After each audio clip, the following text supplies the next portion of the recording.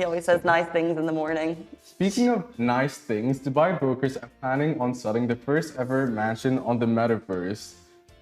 Confusing, shocked, surprised? Not really, because it's Dubai after all.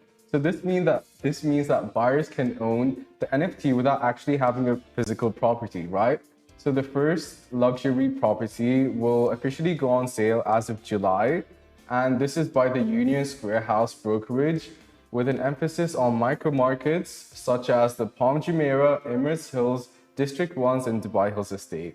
So fancy places. Fancy places. So emphasis on the fancy places. So during the announcement, Gaurav Adesani, who's the founder and managing director of USH, stated in futuristic cities like Dubai, which thrive on a predominantly young generation, people understand the value and potential of digital assets. And although the project will start in Dubai, USH plans to extend to other major cities like Abu Dhabi. And this is not the first house that has gone up on the Metaverse. A year ago, designer Krista Kim was the first person to create an NFT house titled Mars House, and it very much looks out of this world. The pictures are right next to us, and it's the most beautiful thing ever. You know what really makes me sad about this whole thing?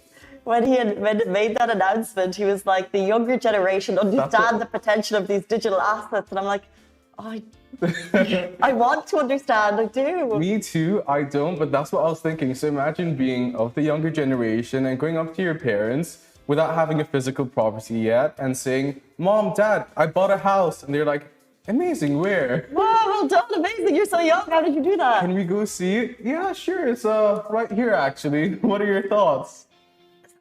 Are we so advanced in the metaverse, by the way, that people can physically step in? Because I mentioned on the show, I was at a very nice Sahur at a mansion in Emirates Hills on Sunday night. Rizwan Sajan, who's the CEO of Danube. Now, can I put on an Oculus and go into a metaverse mansion in Dubai? Yes. So it's a whole other level of like spend, basically. Like, yeah, imagine I can't afford a house in the real world. I know, that's the sad part. But my question is, so you're throwing like a soiree or a house party or a gathering. What will you offer people? You know, and are the conversations as genuine, as relatable? What if there's like lack of internet connection? What if you're saying something and someone's trying to cut you like it happens on Zoom? There's so many questions unanswered. See, the thing is, we're so early into this whole metaverse thing, and everyone's like jumping onto a bandwagon, and it's like, is it a faff? Is it actually going to go ahead? But in like 50, 60, 70 years, I'm just really concerned about like the human race as people. And it's like, I'm just going to sit in my armchair at home, eat myself silly, and then, you know, attend a party for 5 minutes with, you know, someone in Taiwan, like really far from places, and be like, oh, I've connected today, but have you really connected? And then when you come out and you're like, oh, it's actually not as shiny out here. It's actually a little bit like, I don't have, can you change your body in the metaverse, by the way? Can you look like yourself? That's the thing. I think you can look like, we've seen the Mark Zuckerberg avatar. Well, yeah, that looks like him, but what if your features are not available? Because they're not on like, I don't have my hair on Apple's Memoji. It's not there. You know, it's not there. It's such an amazing hairstyle that people should want to Apple replicate. Apple, if you're listening, Your face is a meme. I feel abandoned. An emoji.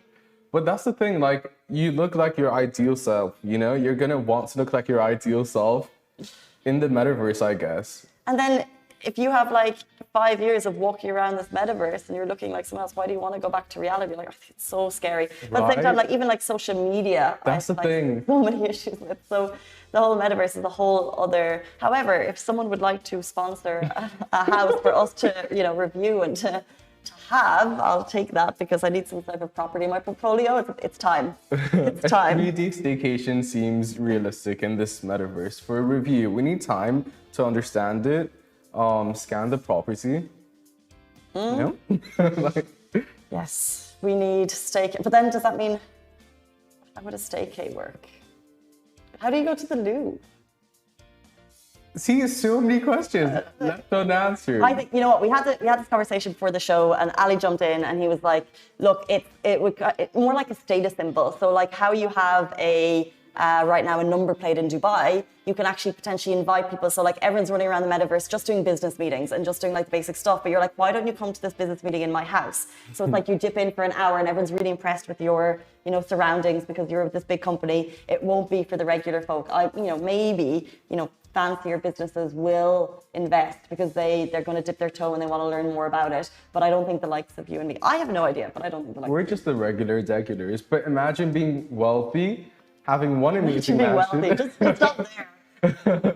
But if you have one property, like a physical property, a beautiful house, beautiful cars, you're going to have to like have double the amount on the metaverse because you don't like just a regular old house. You can't have a regular house. You can't. And then do you have people, you know, staffing your house in the metaverse?